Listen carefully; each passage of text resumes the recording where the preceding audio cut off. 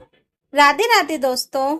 अगर आपको हमारी कहानियाँ पसंद आती हैं तो प्लीज चैनल को सब्सक्राइब जरूर करें। कहाँ थी तुम अब तक? आज रविवार है, घर में इतना काम पड़ा है और तुम हो कि घर में ही नहीं हो। कहाँ घूम रही थी अब तक तुम?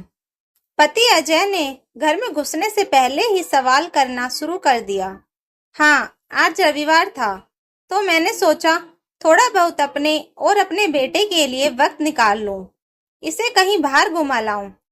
अर्पणा ने जवाब दिया। तुमको रविवार सूझ रहा है? घर में इतना काम पड़ा है, शर्म आनी चाहिए तुमको। शर्म? कैसी शर्म?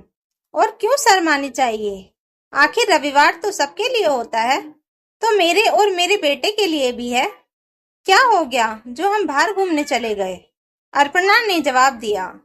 मैं तुम्हारा पति हूँ, मैं तो घर पर हूँ और तुम रविवार मनाने के लिए अकेली बाहर घूम रही हो। यहाँ घर के काम को लेकर मेरी माँ और तुम्हारी देवरानी अनन्या दोनों कितनी परेशान हो रही हैं। अरे, इसमें परेशानी की क्या बात है? ये घर अनन्या का भी तो है, वो भी तो घर की छोटी बहू है। क्या हो गया जो उसने घर के काम कर दिए तो?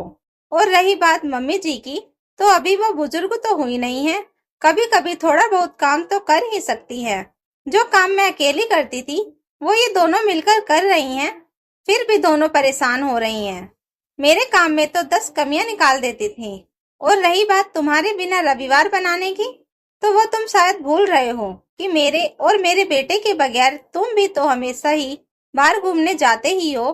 घर में सब जाते हैं, बस हम दोनों ही नहीं जाते। तो आज मैं अकेली ही अपने बेटे को लेकर चली गई तो क्या हो गया? अर्पणा बराबर जवाब दिए जा रही थी। उसे बहस करना किसी ने ठीक नहीं समझा।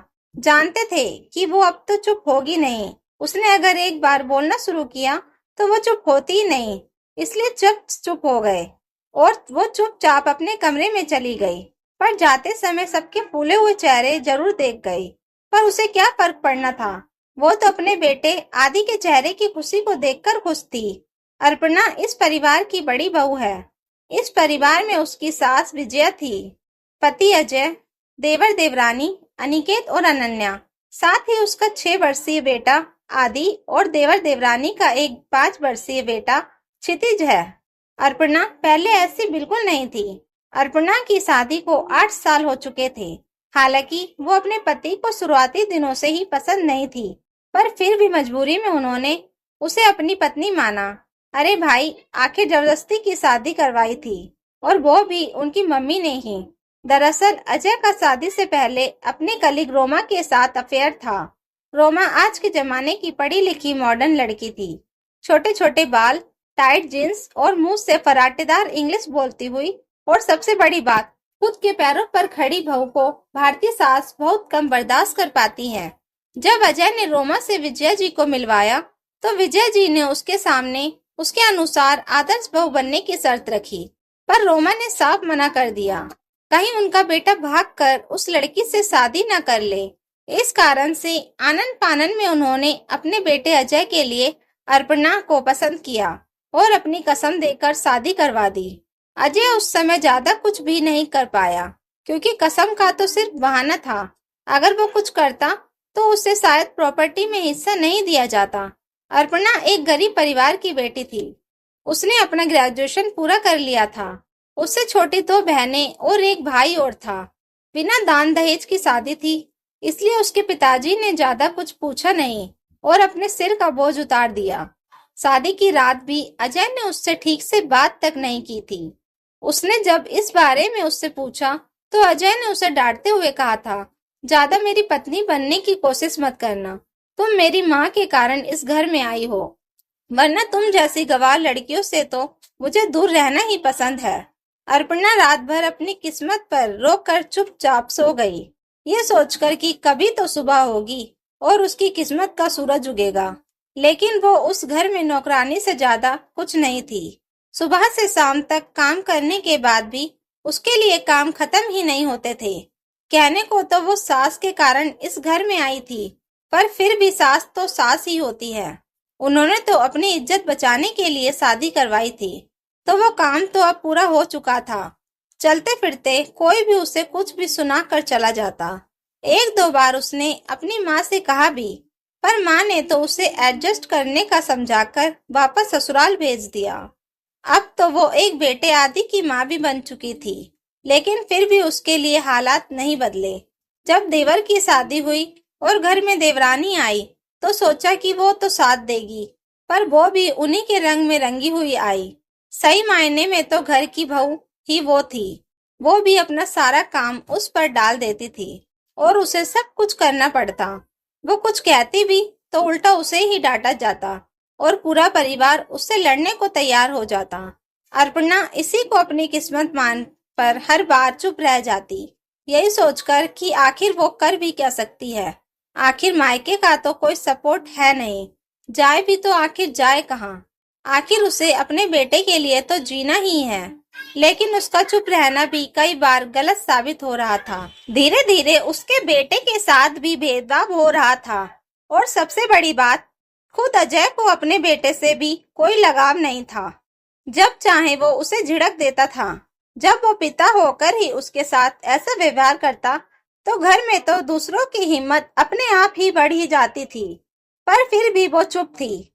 शायद अर्पणा में बदलाव कभी आता भी नहीं।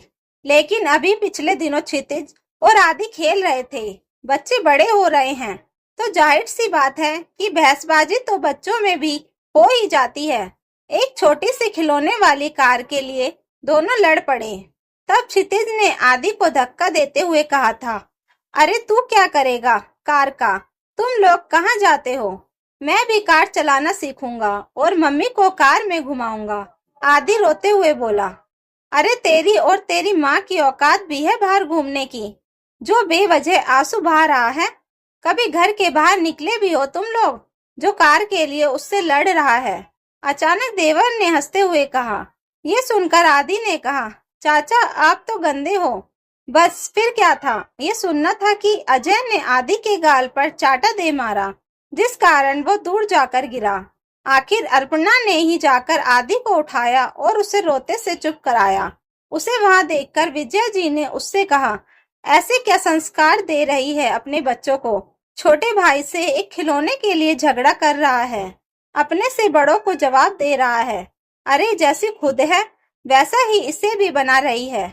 मम्मी जी, वो सिर्फ अभी 6 साल का है, बच्चा ही है। खेलने की इसकी भी इच्छा होती होगी, खिलौने इसे भी पसंद होंगे। अगर खिलौना नहीं दे सकते तो उसे प्यार से भी समझाया जा सकता है, अर्पणा ने जवाब दिया। उसका सिर्फ इतना ही कहना था। उस पर पूरे घर के लोग गुस्सा हो गए। इसलिए लाई थी तुझे मैं यहाँ कि तुम मुझे सुनाओ। बहू होकर सास से जुबान लड़ाती है, तुझे शर्म नहीं आती? मैंने तो सोचा था कि गरीब घर की है, कम से कम इसका ही कुछ भला हो जाएगा, पर ये तो मेरे सिर पर चढ़कर ही तांडव कर रही है। ये सुनकर अजय अर्पणा पर चिल्लाते हुए बोला, तुम्हारी इतनी हिम्मत कि तुम मेरी मम्मी से जुबान लड़ा रही हो? औकात नहीं है तुम्हारी एक कौड़ी की भी उनके सामने बोलने की। एक तो तुम्हें घर में रहने की जगह दे रखी है, ऊपर से हमें ही सुना रही हो। घर से निकाल देंगे ना तब अकल आएगी, जब दर दर की ठोकरें खाने को मिलेंगी। मेरी बात की औकात तो छोड़ो, पहले औकात नहीं है तुम्हारी मुझे घर से निकाल देने की। जबरदस्ती नहीं घुसी थी तुम्हारे घर में आकर, जो जब चाहे जैसा चाहे सुना देगा। अगर निकालना चाहते हो तो बिल्कुल निकाल दो, लेकिन याद रखना उसकी भी कीमत लेकर जाऊंगी मैं। तू कमाकर रख के गई थी क्या यहाँ पर? एक फूटी कौड़ी नहीं मिलेगी तुझे यहाँ से, अजय ने कहा। तुम नहीं दोगे तो कानून दिलाएगा। तुम क्या सोचते हो मैं चुप रहूंगी? बस अब मेरे बर्दाश्त करने की हद खत्म हो चुकी है। पूरी कीमत वसूल करूंगी तुम लोगों से। तुम्हारी इज्जत के नाम पर तुमने मुझे बर्बाद किया है ना, हर चीज का पैसा वसूल करूंगी, ये बात याद रखना। एक बहू चुप रह सकती है, लेकिन एक माँ कभी चुप नहीं रहेगी। अब तो बात मेरे बच्चे की हक की है, उसके लिए पूरी दुनिया से लड़ जाऊंगी। पहली बार अर्पणा ने जवाब दिया था, पर अब किसी की हिम्मत नहीं उससे लड़ लेने की, क्योंकि उसे पता चल चुका था कि उसकी जुबान में भी ताकत तो बहुत है। बस बहुत दिन था और अब का वक्त है। अब वो खुद के लिए और खुद के बेटे के लिए जीती है। अब कभी किस्मत बदलेगी उसने इसका इंतजार करना छोड़ दिया है। अपनी किस्मत खुद बनानी पड़ती है। सबसे पहले खुद एक स्कूल में प्री प्राइमरी के टीचर की नौकरी ज्वाइन कर ली, जिससे कम से कम अपने खर्चों के लिए अजय के सामने हाथ नहीं फैलाना पड़ता। घर का काम भी उतना ही करती जितना उससे हो पाता। बाकी कोई चिल्लाता रहे, उससे उससे कोई मतलब नहीं। इसलिए अब मजबूरन सास और देवरानी को भी घर के काम में बराबर लगना पड़ता। यहाँ तक कि अब छुट्टी के दिन वो खुद ही अपने बेटे को लेकर बाहर घूमने निकल जाती है। दोस्तों, कहानी अच्छी लगी हो तो प्लीज वीडियो को लाइक, शेयर एंड सब्सक्राइब जरूर करें।